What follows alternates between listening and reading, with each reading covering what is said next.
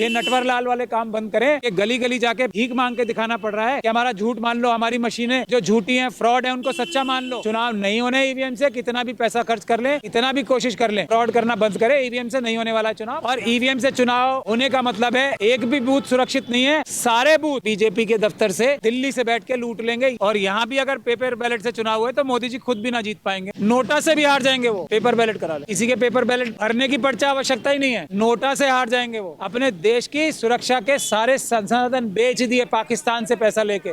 ये है आरएसएस का चाल चरित्र और चेहरा। देखिए, आरएसएस का व्यक्ति जहां भी होगा वो देशद्रोही होगा बाय डिफॉल्ट। लेकिन ये हमारी जीत है कि गली गली जाके भीख मांग के दिखाना पड़ रहा है कि हमारा झूठ मान लो, हमारी मशीनें जो झूठी हैं, फ्रॉड है, उनको सच्चा मान लो। ये नटवर लाल वाले काम बंद करें।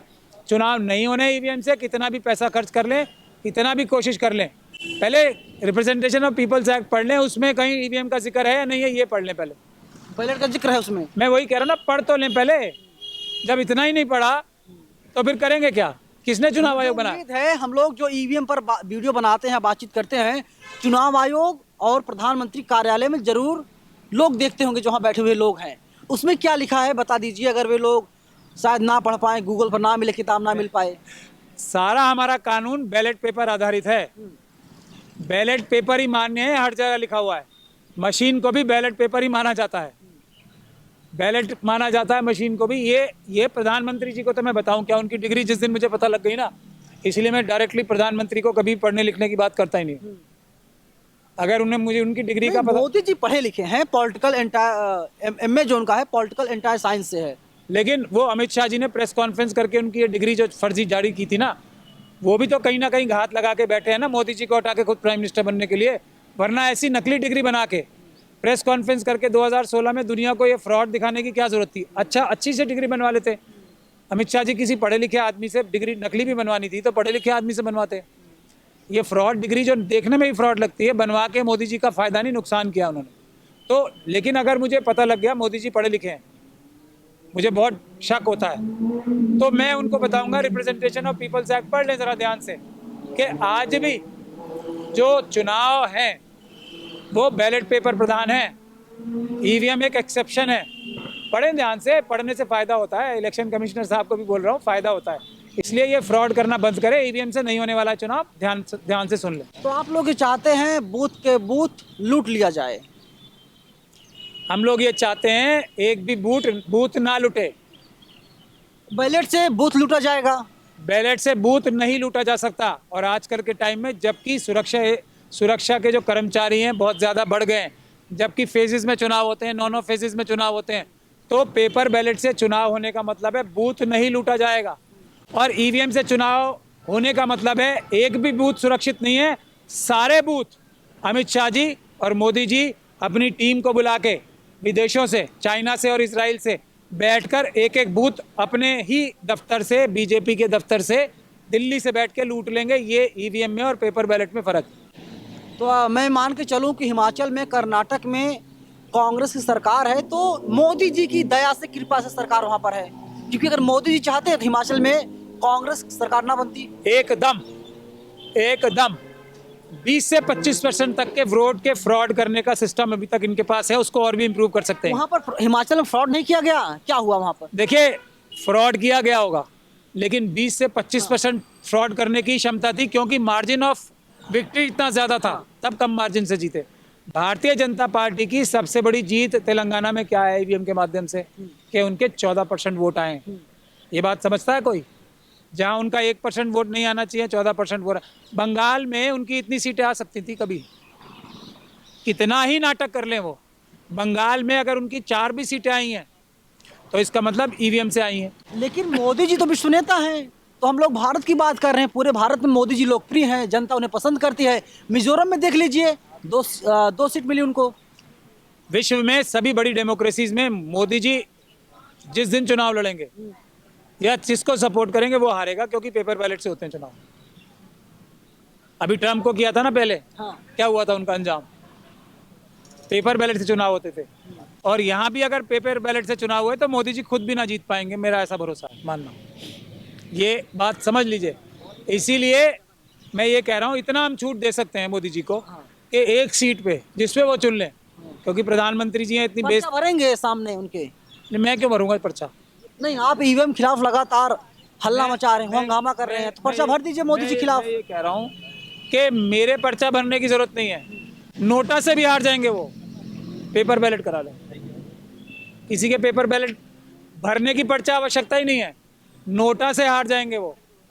अगर अकेले कैंडिडेट होंगे ना, नोटा के ज्यादा वोट आएंगे, ये बता रहा हूँ मैं आपको। लड़े पेपर बैलेट से, मैं तो ये कह रहा हूँ। पूरे देश में राम राज्य है, फिर भी आप लोगों को लगता है तो कि रामचंद्र जी थोड़ी इलेक्शन लड़ रहे हैं।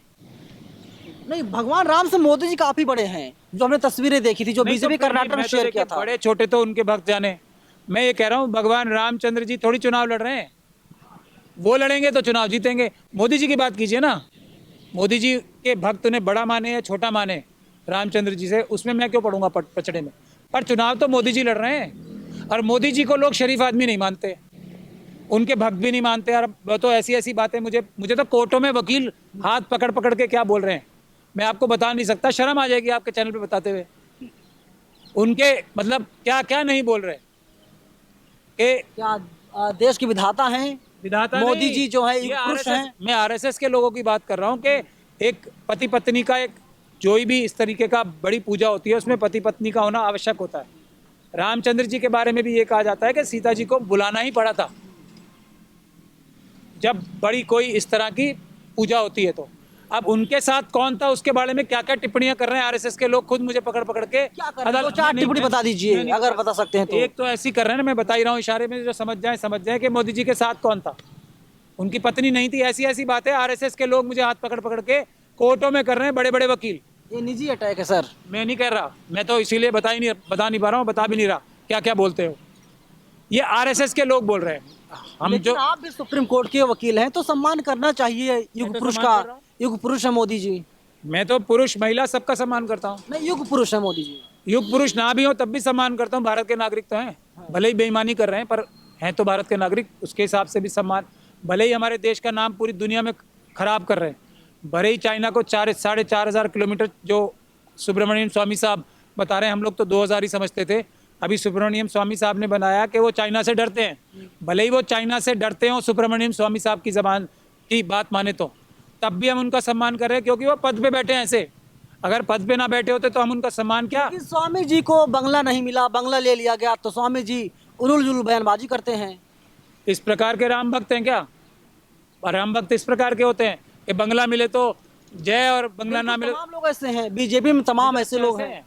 तो यही बात हम कह रहे हैं, देश की जनता को भी ये समझ लेना चाहिए कि पैसा मिला तो देशभक्त, पैसा नहीं मिला, मैं पैसा चुराने से अगर आप आरएसएस और बीजेपी के लोगों को रोक लेंगे तो वो देश को गाली देने लगेंगे, जैसे मोदी जी ने जाके विदेशों में दिए देश को गाली, भारतीयों को गाली खूब देते थे ना।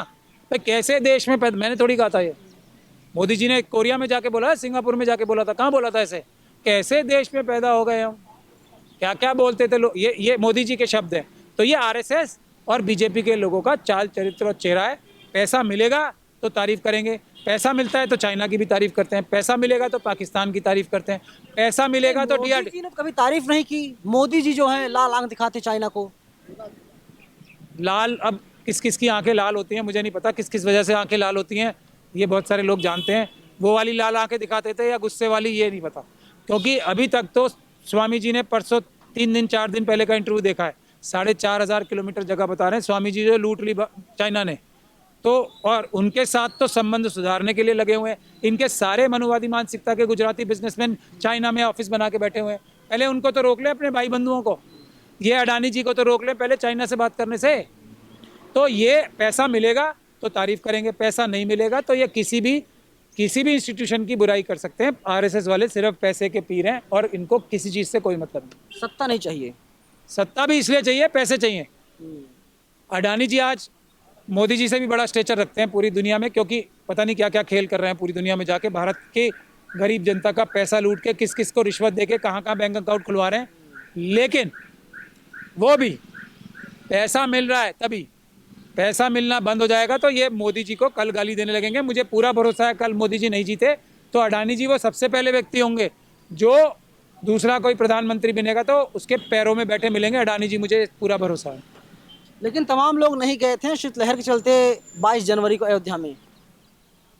नहीं, शीतलहर के चलते नहीं, तमाम लोग इसलिए भी नहीं गए क्योंकि वो उस तरीके से संतुष्ट नहीं थे।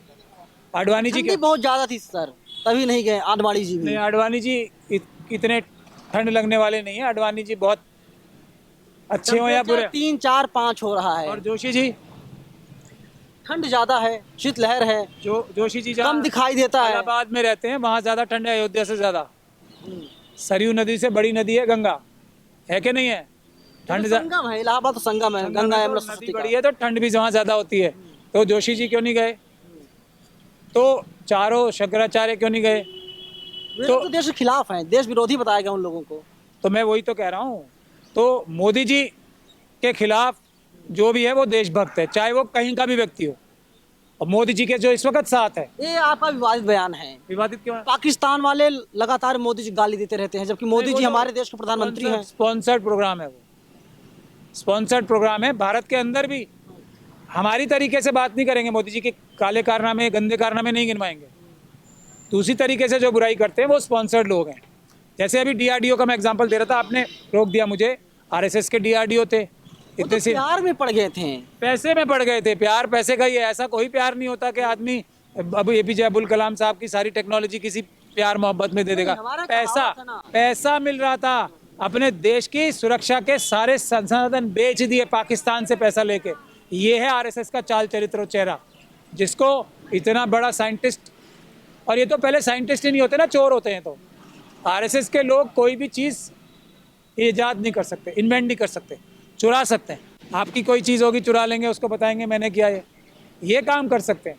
तो चुराई हुई चीज़ भी पाकिस्तान के हाथों RSS के लोग बेच सकते हैं। कोई और देखिए, RSS का व्यक्ति जहाँ भी होगा वो देशद्रोही होगा बाय डिफ़ॉल्ट। ये बात मान के जब तक देश नहीं चलेगा, देश तरक्की कर ही नहीं सकता। कोई और होगा तो देशद्रोही भी हो सकता है, देशभक्त भी हो सकता है। लेकिन कोई भी RSS का मेंबर होगा तो पहले उसकी जो अंतरात्मा तक के कूट के देशद्रोह भरा जाता है पहले। और दिखावा करने के लिए कुछ भी नाटक कर सकते हैं, किसी चीज़ का भी इस्तेमाल कर सकते हैं। इनके लिए कुछ आराध्य नहीं है, सिर्फ सत्ता और पैसा आराध्य है इनका, कुछ नहीं है। और चलिए, सत्ता और पैसा ही सब कुछ है RSS BJP वालों के लिए। पूरी बातचीत पर आप हमें अपनी राय कमेंट बॉक्स में जरूर बताइएगा। पूरी बातचीत को लेकर के आप लोग क्या सोचते हैं।